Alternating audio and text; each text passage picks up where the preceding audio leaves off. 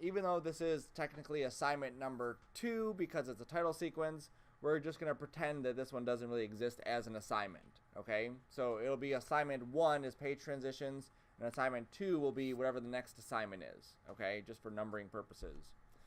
So this is where we should end up. Now, I've already had the question a couple times, what exactly do you want from us, right? So I want you to obviously have the ability to play with these, to explore the tools. I do want to make sure you have the specific elements for each one of these. So I want to make sure that whatever design you go with, that it has your name on it, right? That way I know obviously whose these projects are. I want to make sure it has the assignment number, so it says assignment number 1, and then it has the title of it, page transitions. I also want to be aware of the sizes of each one of these things, okay?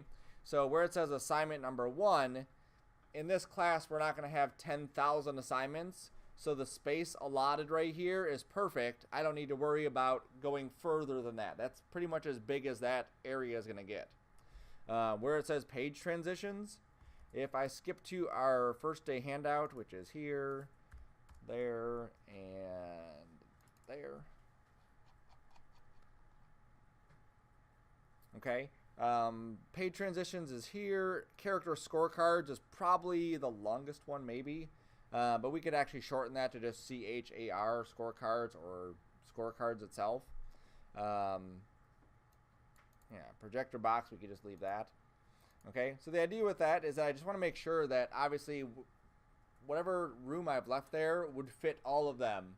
I don't want to have each assignment being a different font size and a different font. That would look kind of silly, okay?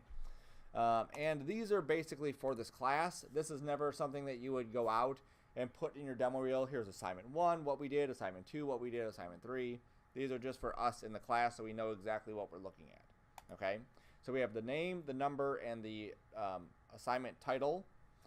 We also have the track matting. So I have one item coming up out of nowhere, right? Or several items coming up out of nowhere. This S pops up out of nowhere. The water pops up out of nowhere in mine. The Sean Sarcona and page transitions. Okay, all these pop up basically out of nowhere. Okay, so I want to make sure that you have at least an understanding of that. Now, if you do one, that's fine. Make sure you understand how to do these because these are not going to go away. You have to make sure that if you can't do it on 1 and understand it, then do it on 2 and do it, and then 3 and 4. The more you do these, the more you're going to understand what they're doing and how they work. Incredibly powerful stuff. And then I also want you to have blips on there. So here's those little circly things. There's the blips. And then obviously we had the little streaks at the beginning too. Those are also blips. Okay. Now apart from those things are specific to this assignment, we should have good keyframes. So our animation should move at varied speeds. So it shouldn't all just be boom, boom, boom, everything happening like in the same rhythm. We shouldn't have pretty much any real linear keys because everything is timed out. It goes slow then fast or fast then slow, stuff like that. We also have motion blur on our stuff, so it looks nice and soft when it's moving, so it looks like it's actually going pretty quick. My animation here is about 4 seconds long. 5 seconds is probably the longest you're going to want to have that intro sequence to be, okay?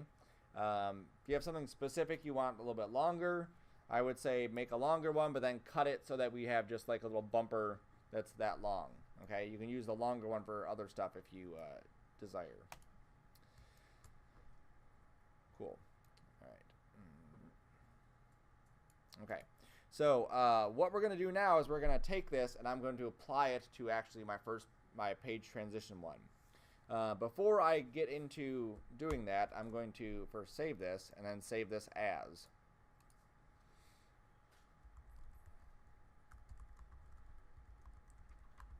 And I'm going to call this TitleSequence template, okay? Because I want to delete out all the stuff that I don't need. So initially we had some stuff we were kind of playing with, stuff that I was demonstrating. Maybe you went and made a new composition and tried some stuff out just to see. We want to get rid of all that. So my alien parts one, this was the one I demoed where he did this. I'm not really sure what happened there. What is that supposed to be? That's that. Oh, that's his right pupil, of course. How'd I not guess that? All right, so I'm just going to delete that composition. The alien pops in composition I don't need. I do need the circle blip 01 because that's my bubbles, so I cannot delete that. My final comp is this, so I need that. My final comp, so it's better named. Come on, there you go. I'll just put VIGN for vignette. My streak single, I need that for my streaks. My water bubbles, this is where I put all of them together, so I need that. Do I have any audio? Nope, no audio. Oops, here's alien parts layer. I can get rid of that. Every time you make a solid, it actually puts it into a solids layer here. If you're not sure where something is used, you can actually right-click on stuff and say reveal in composition. Now, if you don't see that that is listed, then most likely it's not being used somewhere. Okay, so if I were just as an example, let's go here, here. Let's say I drug this into this area, so now this layer is being used. I right-click, it'll say reveal in composition, so that way it tells me that it's being used somewhere. So if it's not being used, which I deleted it, it's not there anymore, I can just delete that. Okay? And the purpose of that is we're not using it, so there's no point in having it there. This one's being used, so I'll keep that. This one's being used. That one's being used. That one's not.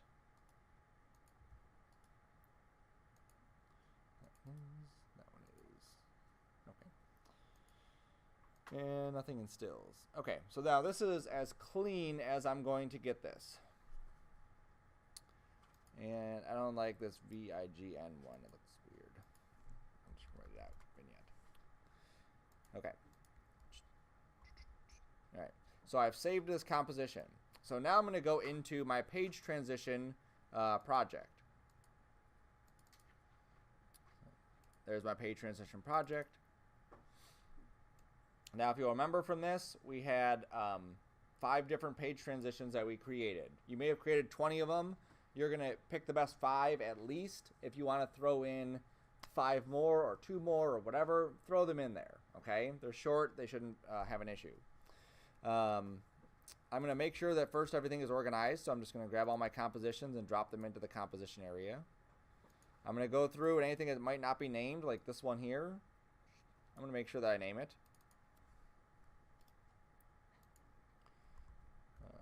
Circle.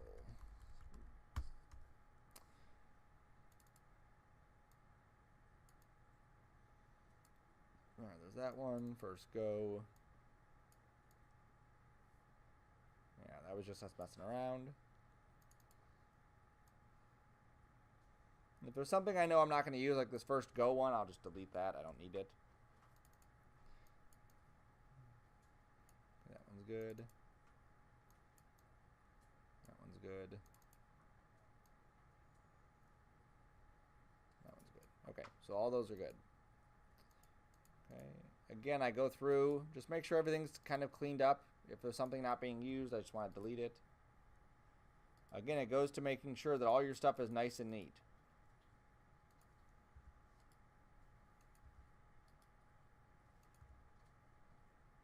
Oops. Where are you? Oh, you're used. I clicked on the wrong one. And if you obviously, if you saw that, it says, you know, it's being used, so I can just delete and then say nope, never mind. So I'm just hitting escape if it says it's being used.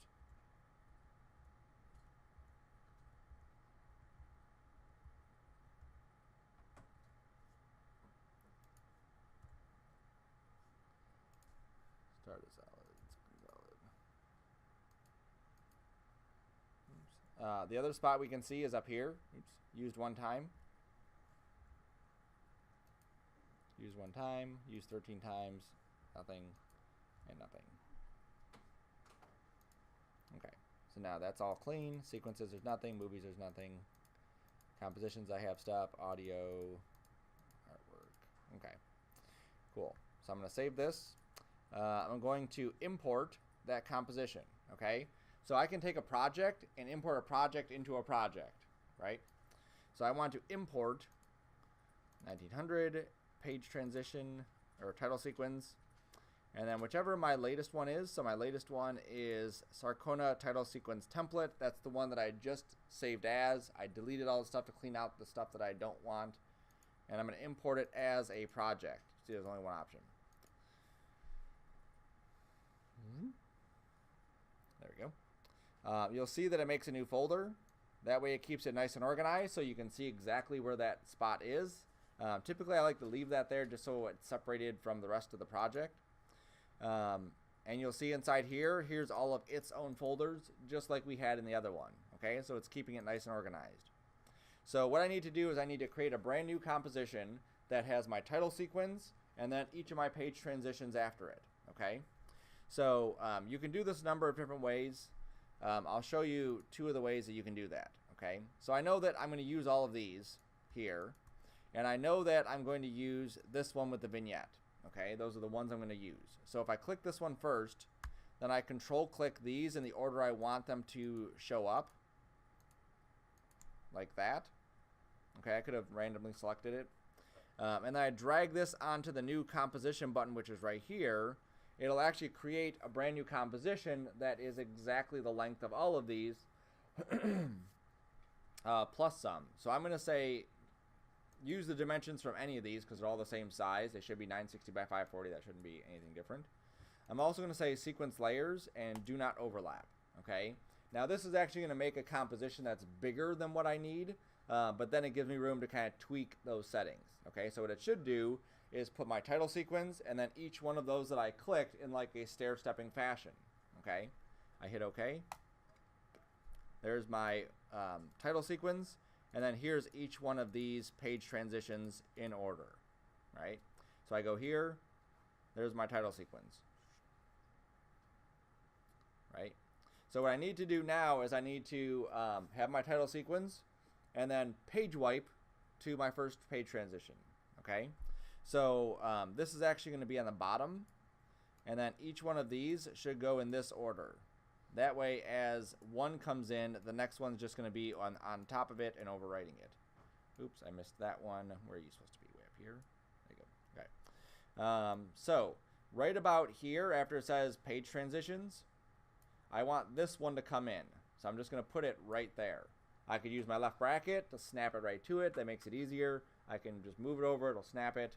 What should happen now is that it should, if I hit play, wipe it away. Okay, there wasn't a weird blip there. There wasn't anything, a weird cut. It just transitioned right into it. Okay, went from here, like that. And then the same thing here. After this one's done, right about there, I give it like, I don't know, 4 or 5 frames, and then I bring the next one in.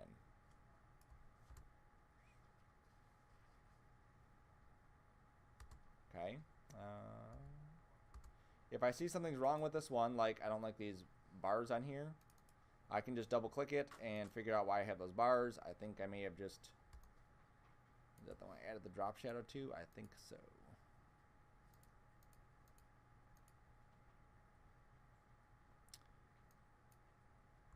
Nope, I just have extra space there, maybe.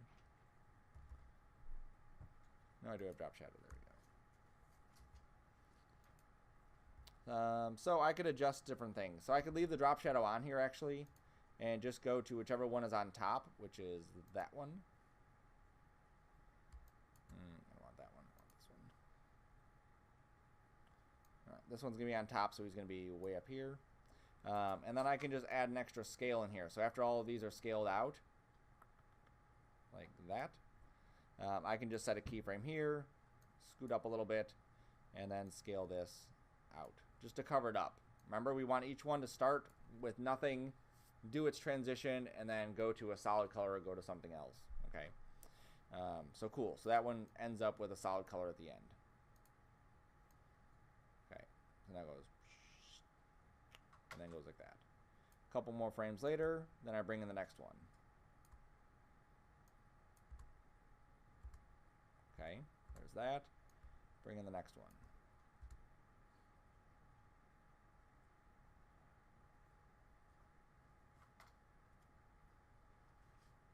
Okay. Now you'll see this one here, it ends in green, and then it goes to this one, which is blue.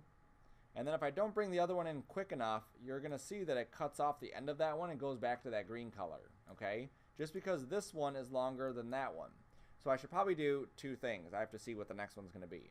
One, cut this, okay? Just drag this end back until the transition is already on there.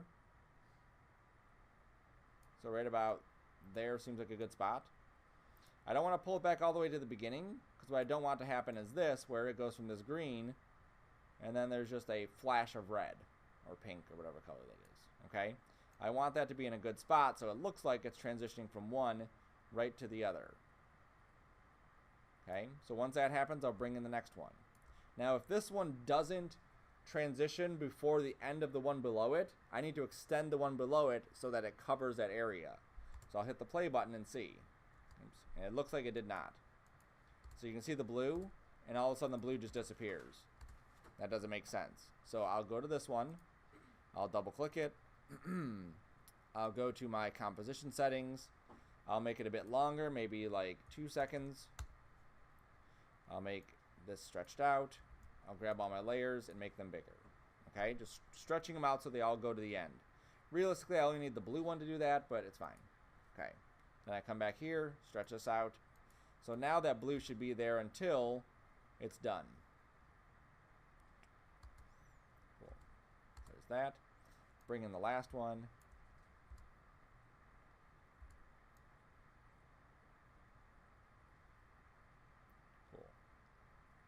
Okay, and then I want to go to where this ends, so this ends at about 11 seconds. And I'll just round this up to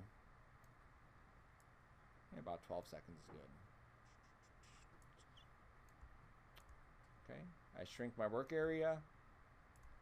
I trim my comp. And then obviously we want to preview this.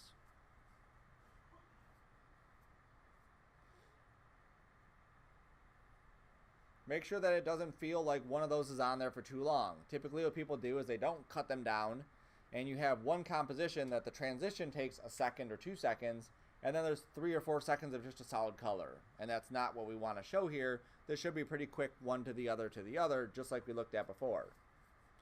So this is moving along pretty good. We got to read it, we see the transition, it goes to the next one, it goes to the next one.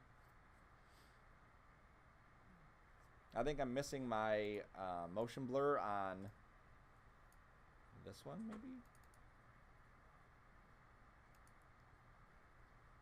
Yep. See, I did not have motion blur on that one, so I may try motion blur, and now that should trickle into this composition. I can't turn it on here, because then it wouldn't work. Come on, just update. It's not too bad. And I think that one too, let me double check that. Yep, I didn't have motion blur on that one too. It may be a good idea just to go through each one of those just to make sure. That one was good. I think those only 2 that I just turned it off just because it was taking so long. That one didn't have it either. Apparently I forgot it on several of these. Alright, that should be good.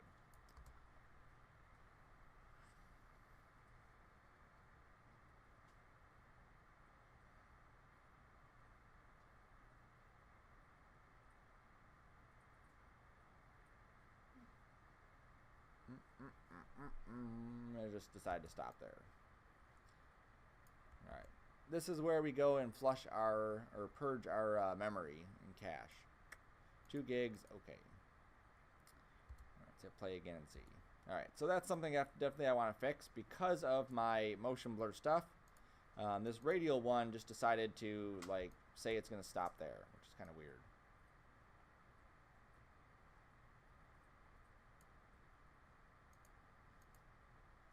That's very weird. That's that, that's that.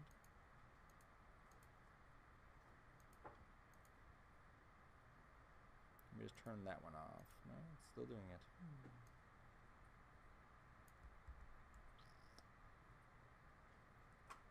Fine. I'm going to cheat it by just duplicating this layer and cutting it. And then deleting all the keyframes from it.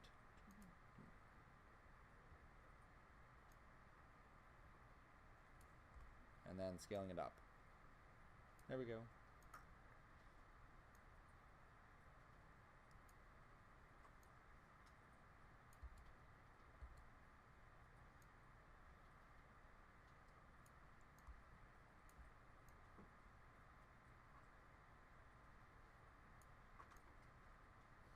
It's weird. It looks like it's working now.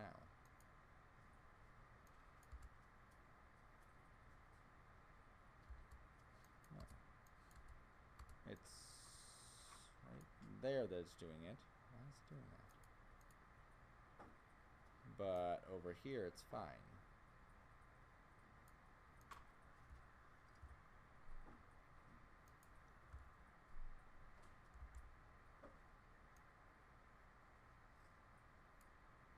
I'm gonna pull that even further away. Alright. So just some looks like it's just some odd way it's interpolating those keyframes.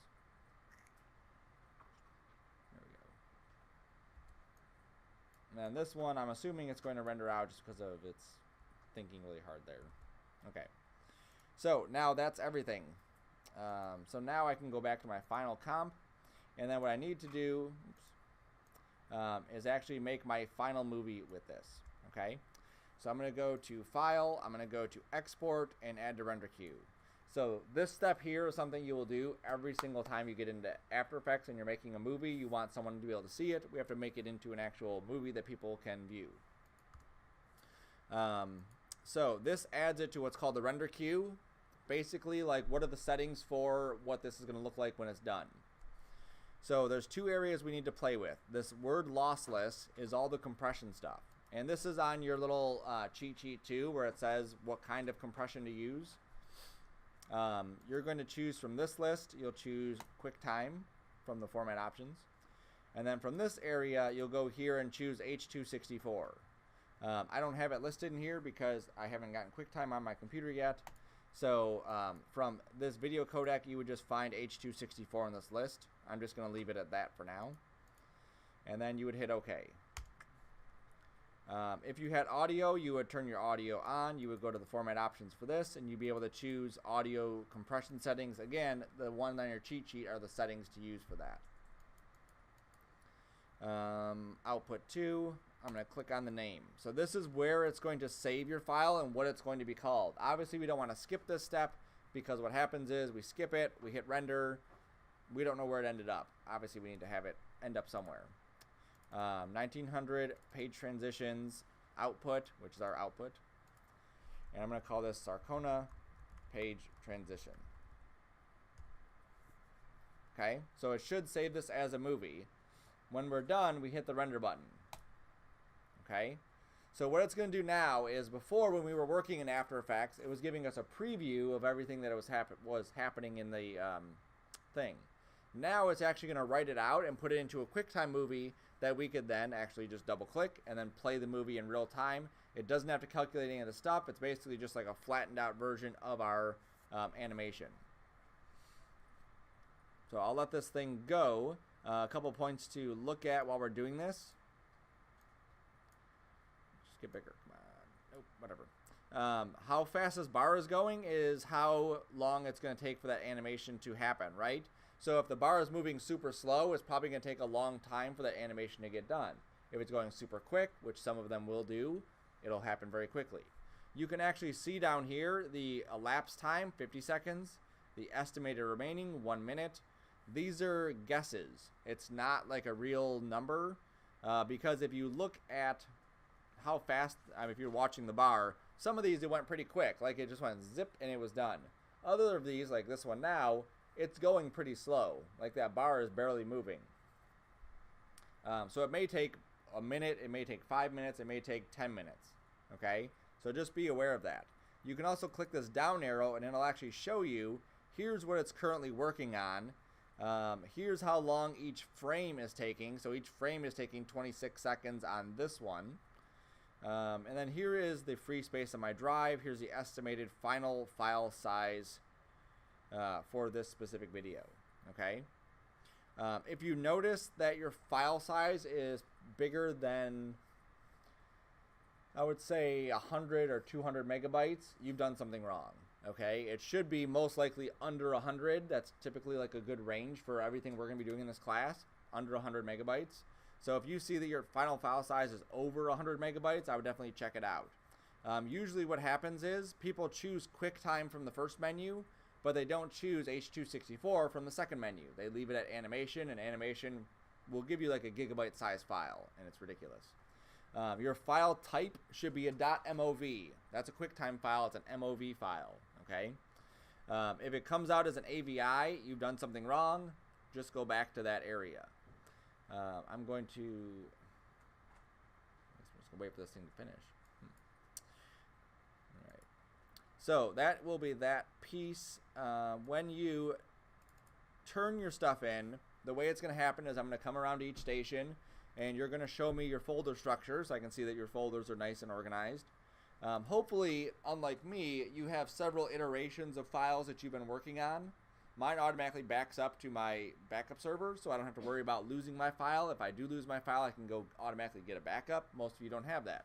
So make sure you have, maybe not for this assignment, but for future ones, iterations. So you have page transition 1, page transition 2. Every day you come in, you're saving it as something else in case you need to go back and fix something or grab something.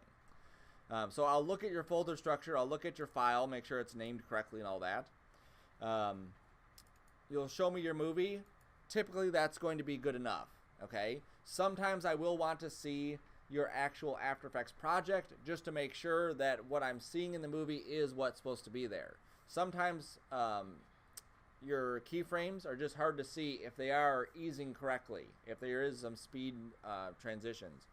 Or maybe there's a weird glitch in there that I just want to make sure that the glitch isn't in your file, it's just in the rendering part. Just tell me to move that next time. Okay, so sometimes I will look at your actual file. The first couple, I most likely will look at your file just to at least make sure it's still organized and structured the way that I want it to be organized and structured. This is incredibly important for when you start working at a company, because sometimes this guy's working on the artwork while you're doing the After Effects and he's doing the sound, and somebody else will eventually get it for doing something else to it, and so you have this big team collaborative project that you're working on. It's not just you. Okay, so you have to make sure your stuff is organized so they can see where all your stuff is at. I have no idea why that one is taking so long. I must have done some crazy effect to it that I just can't remember at the moment. I'm just going to hit stop. This will take about a year to finish that one. So you see how that 1 minute estimate was obviously not a minute. I'm going to go back to here. I'm going to go back to that. Oh, I just did scale and rotate. There's no 3D on it. Alright. You will not do this. I will do this just for the sake of the lecture. I just turned the stuff off for that one. If I need to render again, I just go back to this composition I want to render, and I go back to Export, Add to Render Queue. Click on Lossless, choose QuickTime, click on this, choose H.264, click on that, make sure it's named correctly, yes, and render again. Okay, now without those motion blurs at the end, this will go a lot quicker. Boom, it's like almost done. What? I just jumped back on again. Stop. Oh, because I set something else up. Whatever. An option we typically don't have to play with under the best settings is motion blur right there. On for checked layers. So I'm just going to say current settings. Okay, and that just means that whatever they're currently at, that's what they'll do. Again, back to QuickTime, H.264, name it, yes, render.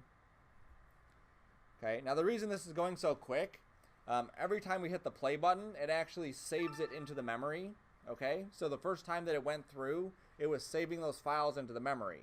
When we do the purge cache, it wipes that, okay?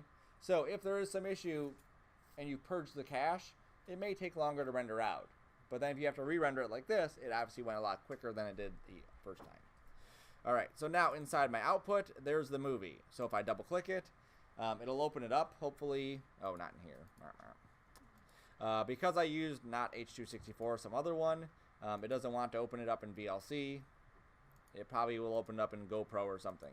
Alright, On yours, you won't have an issue. It'll just open up and you'll be able to play it. Whatever. Okay. So obviously, file compositions should be named. I don't care what they're named as long as they're named something besides comp 1, comp 2, comp 3. When I come to your folder and you're looking for stuff, you should obviously know where stuff is at. If you're presenting to a client, you can't be sitting there for 15 minutes trying to search your entire hard drive, finding the file that you're trying to show me what you're trying to turn in. Okay.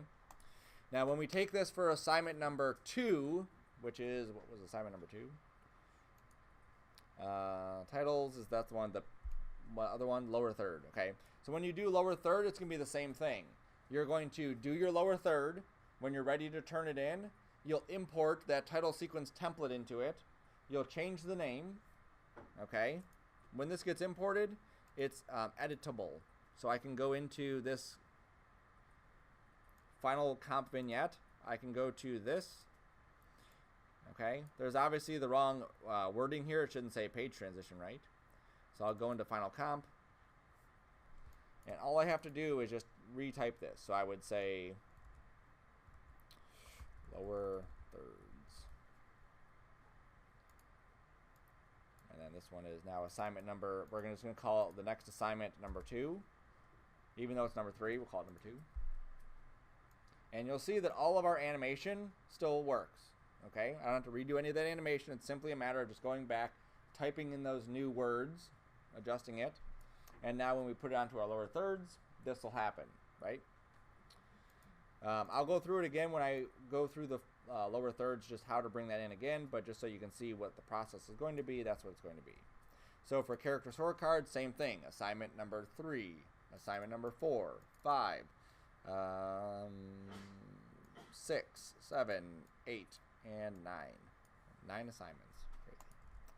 Well, 10-ish. Okay. Everything should be named here too, obviously. You don't have to name all your solids or stills or anything, or your solids. That's just how those are going to be. That can go into compositions. Save it. Cool. All right, any questions on the final steps of that? No? All right.